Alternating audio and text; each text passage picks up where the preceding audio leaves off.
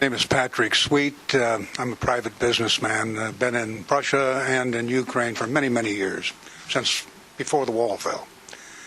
One of the things that I would like to ask a question of you gentlemen that are obvious policy folks, do you not see that under the leadership of the National Security Council, General Jones, that we now have a new opportunity to aggressively encompass our own traditional allies and encourage economic support for Ukraine?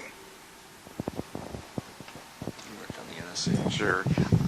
I think there are great opportunities, and I had the opportunity and the privilege to work with General Jones when he was SACEUR, when I worked for NATO Secretary Lord Robertson. He knows these issues, he knows these countries, he knows Europe well, he knows outreach to the East well. And he thinks strategically about all of this. One of the benefits that you're seeing in the Obama administration, while it raises some concerns about where we are right now with Ukraine, I think the administration is very savvily trying to strengthen the ties with countries that have, many of our partners and allies in Europe, that have traditionally been a little bit more reluctant with Ukraine. And I think the question is, I think this is smart, but I think the question is, can the Obama administration use the leverage of improved ties with countries like Germany, like France, like others throughout Europe? Can they use the leverage they're gaining and strengthening ties both with with key European partners and changing a little bit of the discourse, the politics, the rhetoric with Moscow by putting an emphasis on the reset relations? Can they use that to good effect then to enlist some of our previously skeptical partners to be some of our closest partners in working with countries like Ukraine and Georgia? And I think that's the opportunity that the administration has, and that's the unique perspective that I think Jim Jones can help bring to this. How do you sort of calm the waters in Paris and Berlin that the Americans aren't crazy? We're not provocative. We're not going to rush down for NATO membership for Ukraine and Georgia in the next 2 years and be prepared to go toe-to-toe, nose-to-nose with Russia. By pacifying some of those concerns, underlying concerns in Europe, can we then turn around and enlist Europe, gain their confidence, and being more serious partners in engaging the Eastern Partnership countries and engaging Ukraine, Georgia, Azerbaijan, Moldova, these countries in a way that helps focus on not a mad rush to NATO membership, which was never actually the policy, but perhaps sometimes the perception, but engaging them in a serious effort to roll up our sleeves, get to work on the economics, the democratic institutions, and this is where the possibilities of partnering with the EU on the Eastern Partnership are available. And I think that's why there's some trepidation among many boosters of Ukraine in the West right now about where the administration is. I think it does offer a strategic opportunity, and the challenge and question will be, can the administration pivot of having reassured our partners in Berlin and Paris, having reached out to Moscow, and then not sit back, but then come in with a very strong way of working with our partners aggressively in Ukraine and Georgia. That's what I hope for. That's what I think some of the strategic opportunities are available to the new team, and that's certainly the opportunity I hope they'll grasp. This team is not naive about their relationships with Moscow. They're not naive about whom they're dealing with. They've got a long history of dealing with many of these folks in Moscow and throughout the region. And the question will be, can they use that leverage to advance a pretty savvy policy about how to support continued reform in the region? No, that was great. We have time for one more question. My name is Alexa Chapivsky. You both argued that the U.S. can't be passive in our relations with Ukraine and Georgia. What concrete steps could the U.S. take which would demonstrate that we're standing firm with our pro-democracy policies in Ukraine and Georgia? And my second question is, and perhaps this is related, with regard to the upcoming Ukrainian presidential election, to what degree is Washington following this, and to what degree is it on their radar?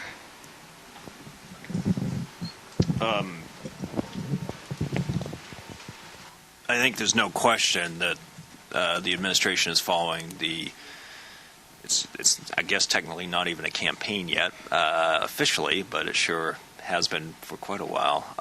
It's following it very closely, and I think we'll continue to monitor it very closely. We'll stress the importance of seeing Ukraine hold yet another free and fair election, which would be a major accomplishment and shouldn't be taken for granted. That after the Orange Revolution, Ukraine's already had 2 national elections that have passed the test. Having yet a third one would really, I think, push it over the threshold. And I hope that's the message the administration will reinforce of the progress Ukraine can demonstrate by having another positive, free and fair election, whatever the outcome, because that's for Ukrainians to decide. In terms of concrete steps that the administration can take, I think, as we've argued, having a presidential visit to one of the countries would send a powerful message. Short of that, Damon mentioned Deputy Secretary of State Jim Steinberg's visit to Ukraine is very good. We can take it up a notch, having Secretary Clinton, Secretary Gates, cabinet-level officials, Vice President Biden go there. Woody Allen's line about showing up, I think, applies, because I think it does mean a lot for U.S. officials to be on the ground. The same should be true of European leaders. They should be visiting these countries, too. And I think that kind of demonstration of solidarity, of support, of building deeper relations between the West and those countries will send powerful messages to the capitals in Ukraine, Georgia, and elsewhere. It'll also send an important message to Moscow that our building and developing of relations, if it's possible with Russia, are not to come at the expense of these other countries. Assistance programs, Eastern Partnership, deepening all of that is important too. So I think there's lots of potential for solidifying relations between these countries in the West. I'm going to use these last few seconds to slip one more in here. Wanted to ask you both about cybersecurity threats from Russia in the region. The Balts, the Ukrainians, the Georgians, Central Asians have all had recent experience with this, and now, of course, it's of great importance to the U.S. Certainly, the attack, the cyber attack on Estonia, followed by the cyber warfare against Georgia during the August invasion, are real issues of concern. And I want to applaud the administration and President Obama for his announcement about 10 days ago, which made it clear of the priority that the United States will put on cybersecurity issues. We have a long way to go. And I think we've been spending a lot of energy on how to organize ourselves, how to structure the U.S. government on the way forward on cyber. One of the things that is still to be done is really how do we interact effectively with our partners, with our allies, with international organizations? How do we develop the capacities of our friends and our allies? What's the role of NATO, the EU, other international organizations in this domain? And so, as the administration has made clear that developing the capacity for the United States on cyber defense is a priority, the next step of that is really to be able to engage our international partners. It's critical. It's difficult sometimes to determine exactly the source, the origin of such an attack, which raises a host of questions, but it doesn't decrease the priority. And I think beginning with a survey of the capabilities of some of our allies and then a real program of how we can develop common capabilities to defend against it is a priority that needs to be fleshed out.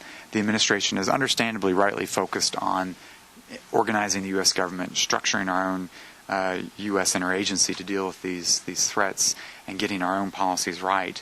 But it's very important that we move out quickly and working with like-minded partners to help begin to develop what could begin the basis of international norms that reinforce both our security interest as well as our economic interest in the free flow of commerce and information.